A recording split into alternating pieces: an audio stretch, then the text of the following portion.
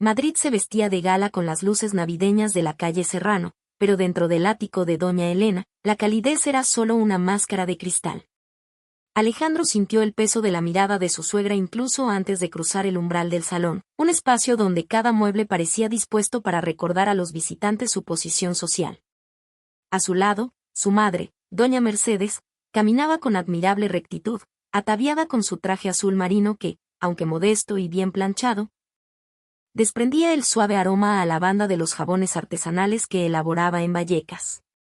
Era un contraste brutal. El mármol de Carrara relucía bajo las lámparas de diseño italiano, mientras que los discretos zapatos de Mercedes emitían un sonido suave y rítmico que contrastaba silenciosamente con la opulencia del apartamento. Elena los recibió con una sonrisa que Alejandro conocía de sobra, una mueca educada que ocultaba un desprecio mesurado, mientras Lucía se acercaba a saludarlos con una distracción que delataba su creciente inquietud. ¡Qué alegría verte, a pesar del frío!, exclamó Elena mientras se ajustaba el collar de perlas, ignorando casi por completo la mano extendida de Mercedes para concentrarse en reorganizar las copas de cristal sobre la mesa. Lucía intentó sonreír, pero sus ojos evitaron los de Alejandro. Parecía más preocupada por el nuevo bolso de cuero que su madre le acababa de regalar que por la presencia de su suegra en casa. En un rincón de la habitación, Mateo, el hermano de Lucía, bebía un whisky caro y presumía sin cesar de su nuevo deportivo, afirmando que era la única forma de demostrar estatus en las grandes avenidas de Madrid. Mercedes escuchaba en silencio, con las manos entrelazadas, observando cómo la riqueza material intentaba llenar el vacío de una conversación carente de sinceridad. La velada se tornó más intensa cuando Elena comentó, entre sorbos de un rioja añejo, lo admirable que era que Alejandro dedicara su vida a la enseñanza de la historia. Aunque lo hizo con un tono que sugería que era una ocupación para quienes no tenían ambiciones económicas. Es un trabajo tan romántico, dijo con un dejo de sarcasmo, aunque claro, hoy en día, la historia no compra metros cuadrados en el barrio de Salamanca. Lucía asintió vagamente, ocultando el rostro tras su copa, mientras Alejandro apretaba la mandíbula, sintiendo que cada palabra de Elena era un dardo dirigido a la dignidad de su familia. Mercedes, sin embargo, mantuvo una calma imperturbable. Su presencia era un silencioso recordatorio de valores que el dinero jamás podría comprar. El momento de mayor humillación llegó cuando Mercedes ofreció la tarta de Santiago que había preparado con tanto esmero. Era un pastel dorado, espolvoreado con azúcar glass formando la cruz de Santiago, con el auténtico sabor de Vallecas. Elena miró la caja con una mueca de fastidio y ni siquiera se molestó en abrirla, llamando a la criada. María, lleva esto a la cocina, por favor. Ya tenemos un menú de catering de alta gama y esto no es apto para servirlo esta noche. Alejandro sintió un nudo en la garganta, pero doña Mercedes asintió con elegancia, dejando que su regalo se lo llevaran. La cena formal comenzó oficialmente cuando entró Amparo, la hermana de Elena, anunciando un drama lingüístico a punto de desatarse. Mientras la tensión persiste en ese ático madrileño y nos preparamos para ver qué sucede después, quiero agradecerles por quedarse con Alejandro y doña Mercedes.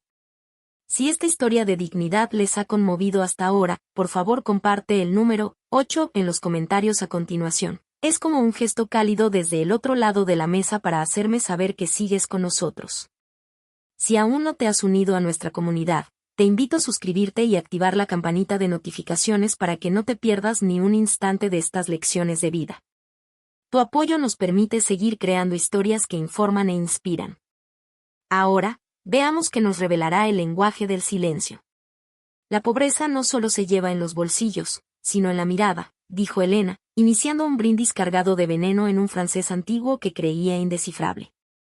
El comedor estaba bañado por el titilante resplandor ámbar de las velas perfumadas, cuya luz danzaba sobre la mesa de caoba donde el Rioja Reserva fluía en copas de cristal como un río carmesí de privilegio. Elena y su hermana Amparo intercambiaron una mirada depredadora y cómplice, sus voces cambiando a un dialecto rítmico y arcaico del francés que parecía un código secreto. Un muro lingüístico destinado a aislar al invitado no invitado de su círculo de élite. Doña Mercedes permaneció sentada inmóvil, con la mirada fija en el tic-tac del reloj antiguo y ornamentado sobre la repisa de la chimenea. Un trozo de historia que reconoció con una agudeza que nadie más en la sala podría comprender. Hablaban de Mercedes como si fuera un simple fantasma en su propia mesa, una mancha en su supuesto linaje aristocrático que necesitaba ser borrada. Feme de menaje, susurró Elena con una risa aguda y tintineante que no le llegó a los ojos, señalando sutilmente el modesto atuendo de Mercedes y burlándose del aroma fantasmal a comida de cafetería, que, según ella, persistía en su invitada como un símbolo de fracaso. Alejandro, percibiendo el cambio pernicioso en la atmósfera, sintió una fría punzada de inquietud y se inclinó hacia Lucía, su voz como una súplica en voz baja para que le tradujera las bromas secretas. Pero su esposa se limitó a ofrecerle una sonrisa hueca y ensayada, desestimando sus preocupaciones como simples chismorreos de mujeres, mientras bebía su vino con silenciosa y cobarde complicidad, prefiriendo la seguridad de la riqueza de su madre al honor de su marido. La burla se volvía más audaz con cada sorbo de vino. Las palabras en francés tejían una compleja red de crueldad calculada que flotaba en el aire como humo denso. Amparo intervino, con una voz desbordante de condescendencia que buscaba reducir a Mercedes a nada más que una campesina que había entrado en un palacio por error. Hablaron de la carga genética de la pobreza, lamentando en voz alta, en su lengua oculta, lo trágico que era que los futuros hijos de Alejandro heredaran la sangre simple y mediocre de un empleado de cafetería. Alejandro observó el intercambio, con la mandíbula apretada por la frustración, atrapado en un mundo donde lo insultaban en un idioma que no hablaba, por una familia que ya no reconocía. De repente, el rítmico fluir del francés se vio interrumpido por un sonido tan leve pero tan deliberado que silenció toda la sala. Doña Mercedes había dejado su tenedor de plata con un preciso clic metálico contra la fina porcelana. No gritó ni lloró, en cambio, ajustó su postura y miró directamente a Elena a los ojos, con una autoridad majestuosa y aterradora que obligó a la socialité a parpadear y apartar la mirada por primera vez esa noche. El aire en el ático pareció enrarecerse al comprender que la pobre mujer no era una víctima, sino una observadora. Mercedes se levantó con elegancia, pidiendo irse temprano, y dejó una única y exquisita frase en francés que dejó a Elena paralizada en su asiento. El frío de Madrid fuera del coche no era nada comparado con el hielo que se le formaba en el pecho a Alejandro. Mientras conducía por las calles tenuemente iluminadas que se alejaban del lujo de Salamanca hacia el humilde barrio de Vallecas, el silencio entre él y su madre le pesaba como un peso físico. Apretaba el volante, recordando mentalmente la risa burlona de Elena y Amparo. Sus palabras en francés aún resonaban como cristales afilados en el silencioso habitáculo del coche. Alejandro recordaba fragmentos de su infancia, imágenes borrosas de su madre sentada en un pequeño escritorio hasta altas horas de la noche, con la mirada fija en gruesos volúmenes extranjeros y los labios moviéndose a un ritmo que él nunca comprendió. Siempre había dado por sentado que simplemente estudiaba para su trabajo en la escuela, sin darse cuenta de que estaba preservando una parte de sí misma que el mundo había olvidado hacía tiempo.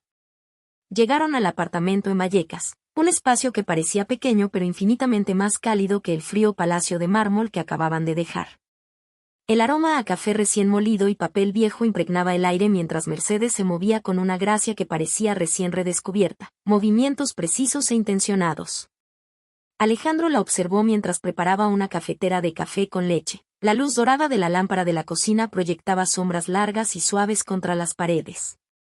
«Mamá, tienes que decirme la verdad», susurró finalmente, con la voz temblorosa, entre ira y admiración.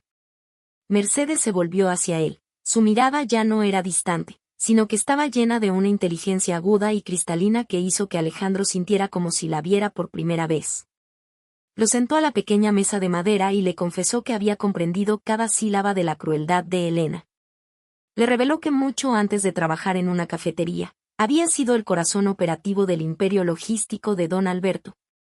Una mujer que hablaba los idiomas del comercio y el derecho con tanta fluidez como el lenguaje del corazón. Ella había sido a quien don Alberto confiaba sus negociaciones más delicadas por toda Europa, la que había construido los mismos sistemas que Elena ahora usaba para ocultar sus engaños. Alejandro permaneció sentado en un silencio atónito mientras su madre cogía el teléfono y marcaba un número que había memorizado durante 2 décadas. Pidiendo al señor Ricardo que preparara los archivos sellados que habían estado esperando en una bóveda para ese preciso momento. Mercedes se dirigió entonces a un rincón de la habitación y sacó un pesado cofre de madera cubierto de polvo de debajo de su cama. Con mano firme, lo abrió, revelando montones de manifiestos de embarque originales, contratos internacionales y auditorías financieras internas de hacía 20 años. No eran simples papeles. Eran los planos de la corrupción de Elena, evidencia de una década de fraude sistemático y evasión fiscal que se había ocultado bajo capas de estatus social. Mercedes pasó los dedos sobre la tinta, con el rostro iluminado por una sensación de justicia latente durante demasiado tiempo. Miró a su hijo, la tarta de Santiago aún intacta sobre el mostrador, como recordatorio del honor que habían mantenido. Elena creía ser dueña del reino de don Alberto, pero no sabe quién tiene realmente la llave. Mientras estamos en ese pequeño apartamento de Vallecas, presenciando el poder del silencio prolongado de una madre, quiero agradecerles por acompañarnos en este camino. Si aún nos observan y encuentran valioso el peso de esta verdad, por favor comente con el número 3 a continuación para que sepa que estás aquí a nuestro lado. Si aún no te has unido a nuestra comunidad, te invito cordialmente a suscribirte y activar la campanita de notificaciones para no perderte ningún capítulo de este viaje. Tu apoyo es la luz que nos ayuda a seguir creando historias que informan e inspiran. Ahora, continuamos mientras la tormenta se avecina. La traición de Lucía no fue un grito, sino un silencio cobarde que pesó más que todo el oro acumulado en el ático de su madre. La lluvia en Madrid azotaba los cristales del pequeño piso de Vallecas como un implacable recordatorio de que ningún secreto podía permanecer oculto para siempre bajo este cielo. Dentro, el aire estaba impregnado del aroma a café fuerte y amargo, un marcado contraste con los delicados perfumes de Salamanca, mientras Alejandro, sentado a la pequeña mesa de madera, escuchaba el rítmico tintineo de los viejos radiadores. Su mente se desvió hacia la cena, recordando cómo Lucía había sonreído mientras su madre usaba el francés antiguo como arma para humillar a doña Mercedes. Comprendió entonces que su sonrisa no era casualidad, era el precio de su comodidad, un contrato tácito firmado a cambio del lujo que ella se negaba a abandonar.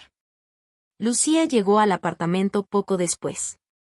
Sus tacones de diseñador resonaban con fuerza contra el desgastado suelo de madera, intentando ocultar los sucesos de la noche anterior bajo una alfombra de excusas informales.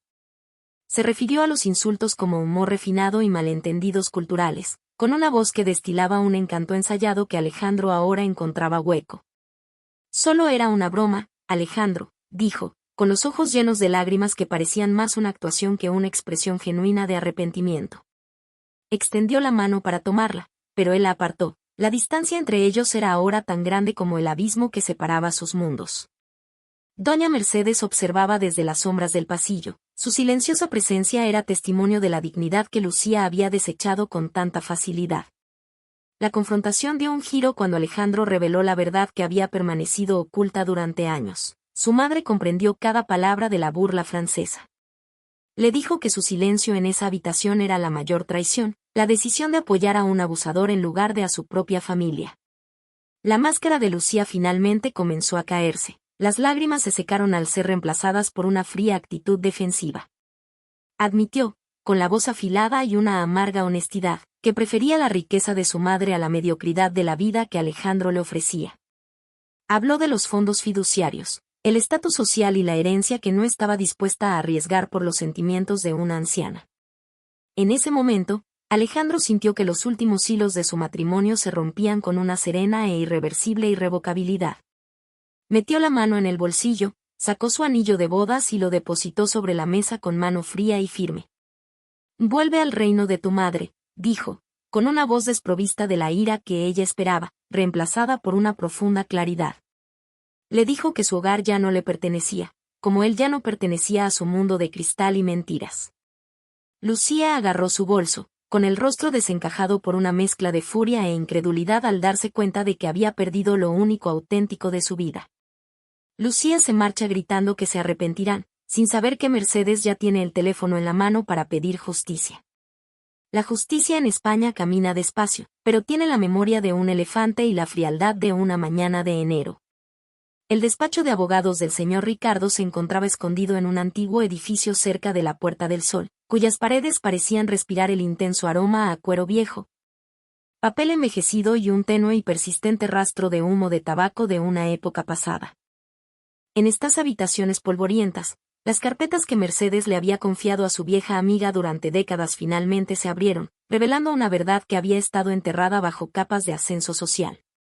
Que la vasta fortuna de doña Elena se había construido sobre los mismos cimientos que la propia Mercedes había levantado con su propio intelecto y trabajo. Mientras el sol de un nuevo año luchaba por abrirse paso a través de la niebla madrileña, Alejandro observó a su madre de pie en el centro de la oficina. Despojándose de su papel de humilde empleada de cafetería y recuperando la serena autoridad de la mujer que una vez fue. Vestía su mejor traje gris marengo, una pieza de sastre que había conservado en perfecto estado durante 20 años, y sus ojos desprendían una claridad aguda y analítica que Alejandro nunca antes había visto. Mercedes comenzó a hablar, recuperando la precisión rítmica de una alta gerente de operaciones mientras explicaba meticulosamente la compleja red de engaños de Elena. Detalló un patrón sistemático de fraude arancelario y la manipulación de manifiestos de envío internacionales, explicando cómo Elena había desviado fondos de la empresa de su difunto esposo a través de cuentas fantasma en Francia.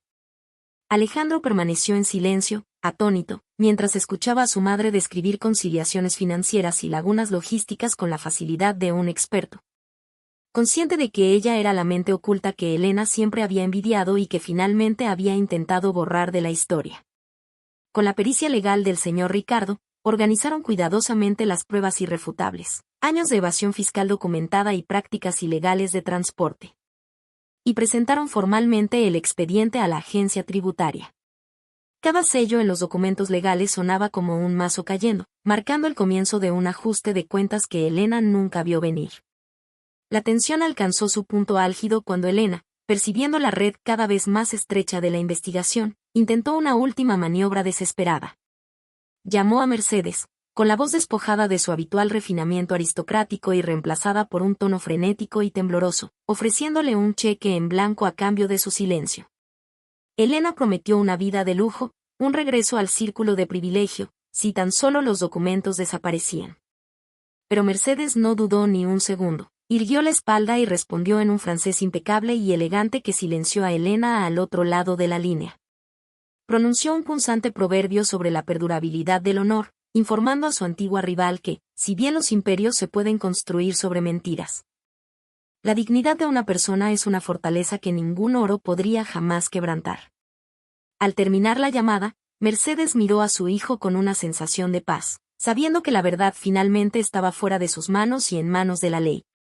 Las sirenas de la Policía Nacional resuenan frente al portal de la calle Serrano. El imperio de cristal comienza a resquebrajarse. Cuando el sol invernal volvió a iluminar el parque de El Retiro, el nombre de doña Elena de la Vega ya no inspiraba respeto, sino vergüenza. La noticia de la condena penal y las cuantiosas multas de la agencia tributaria se extendió por los cafés de lujo del barrio de Salamanca como un viento gélido y cortante, desgarrando el prestigio que Elena había forjado con tanto esmero durante décadas. Su negocio se disolvió. Sus bienes fueron liquidados para pagar su fraude, y el otrora reluciente ático de la calle Serrano permaneció vacío, testigo silencioso de un imperio caído construido sobre la arena del engaño. Lucía, antaño la hija protegida de la familia privilegiada, ahora se encontraba sola y desheredada. Sus antiguos amigos y conexiones sociales se desvanecían tan rápido como la influencia de su madre. Se había convertido en una sombra de lo que fue, un breve y amargo recordatorio de un matrimonio que Alejandro finalmente había abandonado para salvar su alma. Alejandro regresó a su clase de historia en el instituto con una paz que no había sentido en años. Su espíritu ya no se sentía oprimido por el peso de las expectativas ajenas. Se presentó ante sus alumnos no solo como profesor, sino como un hombre que había vivido las mismas lecciones que enseñaba, que la historia, al final, coloca a cada uno exactamente donde pertenece. Ya no medía su éxito por los metros cuadrados de una casa ni por la marca de un reloj. Encontraba su orgullo en la integridad de sus clases y el respeto de su comunidad. Los estudiantes escucharon con más atención que nunca, percibiendo la renovada fuerza en un profesor que había enfrentado a los gigantes de la corrupción y se había mantenido en pie. En el corazón de Vallecas, doña Mercedes utilizó su prestigio recuperado y la compensación legal de sus años de servicio no reconocido para crear un legado invaluable. Discretamente, creó un fondo de becas para la juventud local, asegurándose de que las mentes brillantes del barrio nunca se vieran limitadas por los mismos prejuicios que ella había soportado durante tanto tiempo. Siguió siendo una figura fija en la cafetería local, ya no vista como una simple empleada, sino como una mujer de profunda sabiduría y solidez a quien la comunidad admiraba con genuina reverencia. Su vida se convirtió en un testimonio de que el valor de una persona se determina por su carácter, no por el idioma que habla ni la ropa que viste. En una radiante mañana de domingo, mientras la ciudad compartía la tradicional hora del vermut, Alejandro y Mercedes se sentaron con el señor Ricardo en la soleada Plaza Mayor de Vallecas. Sobre la mesa había una tarta de Santiago recién horneada, con su dorada corteza espolvoreada con la cruz de Santiago azucarada, la misma tarta que Elena una vez consideró inapropiada. Ahora sirviendo como símbolo de la victoria de lo auténtico sobre lo falso. Alzaron sus copas de Rioja, el vino tinto intenso brillando bajo la luz invernal, celebrando una riqueza que jamás podría encontrarse en una cuenta bancaria. La conversación fue ligera, llena de la calidez de una familia que había sobrevivido unida a la tormenta y salido fortalecida. La verdadera nobleza, hijo, no se dice en francés, se demuestra con hechos, susurra Mercedes mientras mira al horizonte madrileño. Al cerrar esta historia en el corazón de Madrid, recordamos que la verdadera elegancia no reside en las joyas o el idioma, sino en la entereza de un alma que sabe esperar su momento con dignidad. La bondad siempre tiene un camino silencioso de regreso, y nos enseña que juzgar a otros por su apariencia es perderse la riqueza de la verdad que se esconde bajo la sencillez. Como la luz del invierno sobre el retiro, un solo acto de integridad puede disipar la sombra más profunda de la mentira. La verdadera nobleza se demuestra con hechos, no con títulos. Les invito a mirar hoy con el corazón, pues una sonrisa honesta puede ser el regalo más valioso que alguien pueda ofrecer.